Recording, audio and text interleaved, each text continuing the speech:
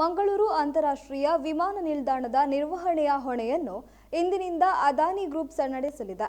ಈವರೆಗೆ ಮಂಗಳೂರು ಅಂತಾರಾಷ್ಟ್ರೀಯ ವಿಮಾನ ನಿಲ್ದಾಣದ ನಿರ್ವಹಣೆಯನ್ನು ಜವಾಬ್ದಾರಿಯನ್ನು ಭಾರತೀಯ ವಿಮಾನ ನಿಲ್ದಾಣ ಪ್ರಾಧಿಕಾರಕ್ಕೆ ವಹಿಸಿತ್ತು.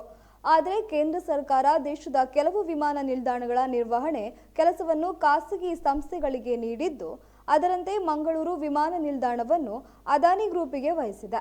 ಮಂಗಳೂರು ವಿಮಾನ ನಿಲ್ದಾಣ ನಿರ್ವಹಣೆ ಜವಾಬ್ದಾರಿ ಹೊತ್ತುಕೊಂಡ ಅದಾನಿ ಗ್ರೂಪ್ಸ್ ಇಂದಿನಿಂದ ಕಾರ್ಯಾರಂಭಿಸಲಿದ್ದು, ಮಂಗಳೂರು ಏರ್ಪೋರ್ಟ್ನ ಕಸ್ಟಮ್ಸ್, ವಲಸೆ ಹಾಗೂ ಭದ್ರತಾ ವ್ಯವಸ್ಥೆಯ ವ್ಯವಹಾರ, ಸಂಪರ್ಕ ಮತ್ತು ವಿಚಕ್ಷಣ ವ್ಯವಸ್ಥೆ, ಏರ್ ಟ್ರಾಫಿಕ್ ಮ್ಯಾನೇಜ್ಮೆಂಟ್ ಕಾರ್ಯಗಳನ್ನು ಅದಾನಿ ಸಂಸ್ಥೆ ನಡೆಸಲಿದೆ.